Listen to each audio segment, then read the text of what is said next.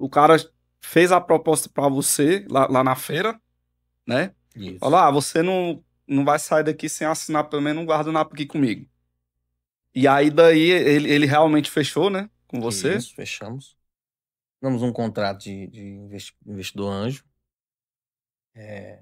E aí, pra galera entender, é muito sério quando você faz um contrato de mútuo, né? É um contrato onde você recebe um investimento e você faz um planejamento. Você tem que ter uma projeção clara do que você vai fazer com aquele recurso e o que você vai, os resultados, o que você vai atingir, quais são as suas metas, né?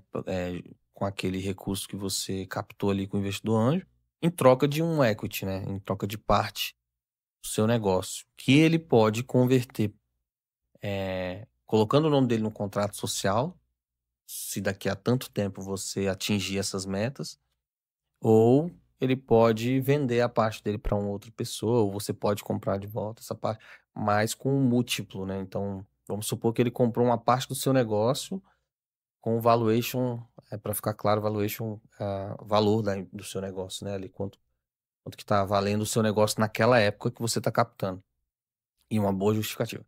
Só voltar um pouquinho, para esse cara chegar e a gente aceitar, não, só para a galera entender, não é só porque ele fez uma proposta de grana por equity, né? Na verdade, quando eu fui pro evento, eu já fui com uma tese do tipo de investidor que eu queria. Então, na época, pô, bombando fintech e tal, então apareceram várias oportunidades. Algumas a gente não estava pronto ainda, né? Enfim, mas a gente, para você que está criando uma startup e está buscando captação, e enfim, hoje estou fazendo algumas mentorias para startups do Nordeste, Pernambuco, um beijo para todas as startups, só startup de altíssimo nível lá em Pernambuco. Então eu tô passando muito esse conceito pra galera, que é criar uma tese de captação de investimento. Qual é o perfil ideal do investidor que você está buscando, né?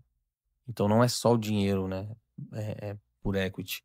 Você precisa definir com o seu time de fundadores quem que vai realmente somar, né? Entrando com o capital que a gente chama de smart money, né? Então esse cara não pode entrar só com a grana, ele também tem que somar com as portas que ele vai abrir de mercado, com a experiência que ele tem. Então quando eu fui, eu construí a minha tese para o Bossa Summit.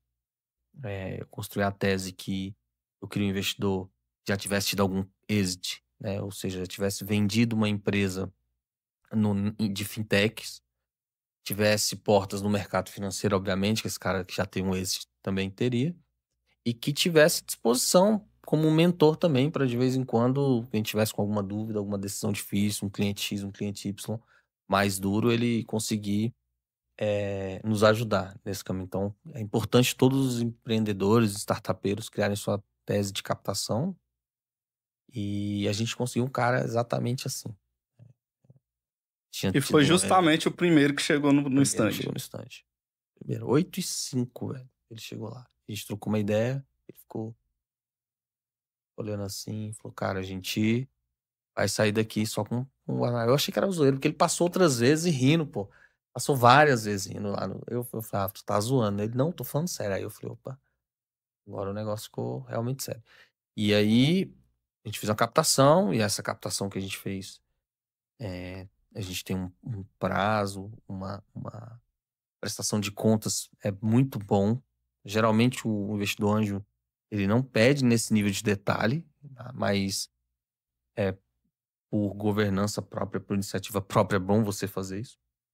Então, prestar conta para esse investidor anjo, semestral, trimestral, fica a caráter do que vocês definirem o contrato. E ele abriu várias portas para a gente também no mercado de fintechs, nos ajudou, a gente conseguiu validar muitas coisas nesse mercado, nos financiamentos, nas aprovações, aulas e aulas e aulas que ele nos deu sobre motor de crédito, como você fazer uma pré-análise de crédito, o que era mais importante na nossa operação era o perfil dessa base de dados, assim, então era saber cada cliente que passou na nossa base, de onde ele vem, quanto que ele tinha de renda, por que que não aprovou, o que que aprovou, e aí dentro da nossa operação, depois da gente idealizar o projeto, entender que era uma dor que existia no mercado, de pessoas que precisavam de crédito para realizar cirurgias, depois de trazer um investidor que comprou a ideia do negócio, investiu, viu a plataforma, validou tecnologia que a gente investiu e criou,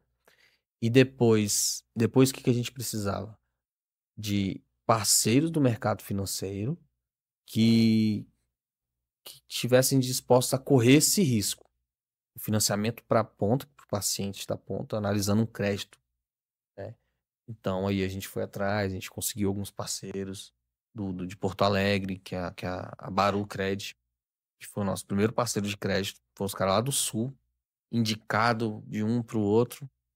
E a gente conseguiu fechar essa primeira. Então, os primeiros financiamentos que nós fizemos de cirurgia foi através da Baru. E depois a gente foi fechando com vários outros parceiros. E aí a gente criou aí vem a parte tecnológica. A gente criou um motor de análise de crédito. Então, todo mundo então, como a gente funcionou, né, bastante tempo, a gente trazia clínicas, oferecendo para essas clínicas um aumento no faturamento se financiasse para os seus pacientes procedimentos, né? Então, a gente entregava lá na ponta da clínica um sisteminha de análise de crédito. Esses pacientes vinham, faziam análise de crédito e a gente distribuía esse crédito para um parceiro mais que tivesse uma política que aprovasse melhor, uma taxa de juros melhor. A gente ficava revezando. A gente tinha um hub aqui, meio que um hub, com vários parceiros aqui. Chegava um paciente e a gente plugava onde a gente queria, né? Ou onde poderia aprovar melhor esse paciente. Então a gente criou uma tecnologia, já existia no mercado, óbvio. A gente criou a nossa própria forma de análise de crédito e a gente também fazia toda guardava o histórico de análise de crédito, perfil, região, sexo, idade, Que é uma outra profissão, mercadoria, né? que São os dados. são os dados, exatamente. E então a gente